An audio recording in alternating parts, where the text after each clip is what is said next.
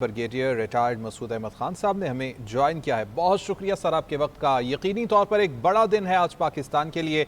जंगबंदी के बाद ईरानी सदर पाकिस्तान का दौरा कर रहे हैं और इस दौरे को इंतहाई अहम तस्वुर किया जा रहा है क्योंकि पाकिस्तान ही वो पहला मुल्क है कि जहां पर ईरानी सदर की जानिब से दौरा किया जा रहा है। किस तरह से देखते हैं इस दौरे को आप? जी हाँ, देखिए मेरे ख्याल में बहुत सिग्निफिकेंस का है, स्पेशली जब after signing Islamabad memorandum of understanding के बाद और फिर जो फॉलो अप की बातचीत हुई है उसके बाद से उनका आना मेरे ख्याल में there is of immense significance. और फिर देखिए ये ईरान का कॉन्फिडेंस शो करता है पाकिस्तान की लीडरशिप पे, पाकिस्तान के इंटेंशंस पे और पाकिस्तान का जो डिप्लोमेटिक रोल रहा है। तो इसका मतलब ये है कि वो ईरान पाकिस्तान को वैल्यू करता है एज ए ट्रस्टेड नेबर के तौर पे, और जो पाकिस्तान ने साबित किया। और आज की बात नहीं है, पिछले आप समझ लें जब से ईरान को सैंक्शंस लगी थी तो Pakistan has been representing Iran international forums में, डिप्लोमेटिक सपोर्ट भी देता रहा है और उनको हर तरफ से जो सपोर्ट हो सकती थी पाकिस्तान ने उसको दी है। फिर देखें कि एक स्ट्रॉन्ग एंडोर्समेंट है पॉलिटिकल लीडरशिप की, पाकिस्तान की एंडोर्समेंट उन्होंने की है। और फिर वो देखें कि हमारा जो उनके साथ लिंक बनता है ईरान के अवाम के साथ, हमारा जो तारीखी रिश्ता है, कल्चरल रिश्ता है, हमारा मजहबी रिश्ता है, और तो वो बहुत इम्पोर्टेंट है। सो पाकिस्तान ने जिस तरीके से सिंसियरिटी के साथ कोशिश की है इस तमाम अरसे में, तो वो भी बड़े मैटर करती है। और इनका आने से फिर अब बहुत इम्पोर्टेंट चीज़ जो होगी, देखें कि जहाँ पे बायलैटरल कोऑपरेशन की बात होगी, ट्रेड की बात होगी, एनर्जी की बात होगी, कनेक्टिविटी की बात होगी।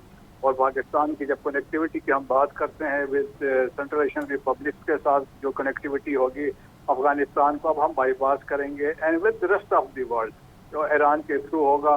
फिर ऊपर से आप ये भी देखें कि बॉर्डर मैनेजमेंट पर बड़ा ज़बरदस्त होगा कि हमारे सिक्योरिटी कंसर्न पे इंडियन फुटप्रिंट वहाँ पे बहुत ज़्यादा है। और स्पेशली इंडिया जिस तरीके से यूज़ करता रहा है पाकिस्तान बलूचिस्तान को, तो वो फुटप्रिंट वहाँ से एलिमिनेट होगा और रीजनल सिक्योरिटी की बात होगी। और स्पेशली जिसमें देखें पाकिस्तान चाहेगा जो ट्रस्ट डेफिसिट है ईरान और जीसीसी कंट्रीज, पाकिस्तान उसको भी चाहेगा कि आपस में ये एड्रेस करें। तो मेरे ख्याल में ओवरऑल जो है मेरे ख्याल में एक बड़ा ज़बरदस्त मैसेज जाएगा इस एशिया में, दुनिया में। और पाकिस्तान का देखें डिप्लोमेटिक जो क्रेडिबिलिटी है दुनिया भर में इंडोर्स हो रहा है, तो मेरा उस पॉइंट ऑफ व्यू से हर लिहाज से बेहतरीन है।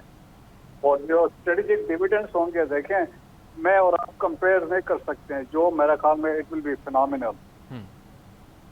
बिल्कुल। अच्छा ब्रिगेडियर साहब, माजी में जो पाकिस्तान के ईरान के साथ ताल्लुकात रहे वो सब पाकिस्तानी जानते हैं। उस सतह से ताल्लुकात को इस सतह पर लेकर आना कि अब ईरान सबसे ज़्यादा अगर किसी मुल्क की सुनता है तो वो पाकिस्तान है, कितना बड़ा क्रेडिट जाता है मौजूदा पाकिस्तान की अस्करी और सियासी क़यादत को? लेकिन ये पाकिस्तान ने साबित किया और पाकिस्तान ने अपने जिस तरीके से ये हमने ट्रस्ट था पहले और किस तरीके से हमने प्रिवेंट किया जो तबाही होने जा रही थी खित्ते में, तो वो भी इसमें आप उसको शामिल कर दें। और फर्दर हमने जो बातचीत को फैसिलिटेट किया, तो वो बहुत सारी चीज़ें हैं जिसमें मेरे ख्याल में ईरान का ट्रस्ट है, आवाम का ट्रस्ट है। और दैट्स वाई कि पोस्ट वार पहले विजिट ही पाकिस्तान का हो रहा है। बिल्कुल। अच्छा ब्रिगेडियर साहब, हम ये देखते रहते हैं कि इसराइल की जानिब से जंगबंदी की वायलेशन की जाती है और बार बार इस माहिदे को ख़राब करने की कोशिश की जाती है। इस सारी सूरत हाल में ईरान की जानिब से भी एक सख्त रद्द-ए-अमल सामने आता है, जैसा कि हमने देखा कि हुर्मुज़ को बंद कर दिया गया इस सारी वायलेशन के जवाब में। आप समझते हैं कि अब ईरान को भी इस सारी सूरत हाल को समझते हुए अपने रवैये में कुछ नरमी बरतना होगी, तब ही मामलात आगे बढ़ पाएंगे? जी हाँ, बिल्कुल ऐसा ही होगा। देखिए यकीनन जब ये यहाँ पे आए हैं तो पाकिस्तान यकीनन चाहेगा जो इस्लामाबाद मेमोरेंडम ऑफ अंडरस्टैंडिंग हुई है और इसके बाद जो अभी बातचीत हुई है स्विट्जरलैंड में, उसकी कंटिन्यूटी रहे। फर्दर ईरान को यकीनन इजराइली और डिट्रैक्टर्स हैं, स्पॉयलर्स हैं, उनकी कोशिश यकीनन होगी कि वो ईरान को प्रोवोक करें, तो उसके लिए ईरान को यकीनन उस सिलसिले में बातचीत होगी। और फिर ईरान वैसे समझता भी है कि स्पॉइलर कौन से है और क्या वो चाहते हैं। तो मेरे ख्याल में ये चीज़ें डिस्कस होंगी, बहुत सारी चीज़ें जो होंगी यकीनन सिक्योरिटी के पॉइंट ऑफ व्यू से, ईरान के फ्यूचर के पॉइंट ऑफ व्यू से, हर लिहाज से तमाम चीज़ें यकीनन इस विजिट में डिस्कस होंगी। ठीक है ब्रिगेडियर साहब, ये कहिएगा कि इक़्तिसादी हवाले से, तिजारती एतबार से जो दरवाजे बंद थे पाकिस्तान के ऊपर, जल्द ही अब वो दरवाजे खुलने वाले हैं। आप समझते हैं कि ट्रेड को ले लें या दूसरे मामलात को ले लें जिनके ऊपर पाबंदियाँ थीं, अब वो पाबंदियाँ चूँकि उठ गई हैं तो बहुत जल्द पाकिस्तान को इसके समरात हासिल होंगे। देखें, ईरान एमर्ज कर जाएगा as one of the strongest countries in West Asia, लेकिन उसके साथ साथ इसका ज़्यादा फ़ायदा पाकिस्तान को भी होगा। क्योंकि देखें, एनर्जी की जब हम बात करते हैं तो ईरान में इस एनर्जी में गैस हो, ऑयल हो, उसमें है तो हमें बड़ा चीप किस्म की गैस और ऑयल मिल सकती है।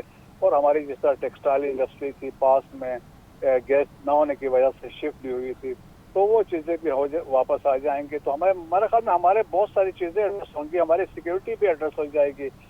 इसीलिए मैंने कहा कि बायलैटरल है, बॉर्डर मैनेजमेंट है, कनेक्टिविटी है, ट्रेड है, तो पीपल टू पीपल रास्ते हैं, तो बहुत सारे पाकिस्तान के लिए हर चीज़ पे मैं इसीलिए कहता हूँ स्ट्रेटेजिक डिविडेंड्स बहुत ज़्यादा होंगे।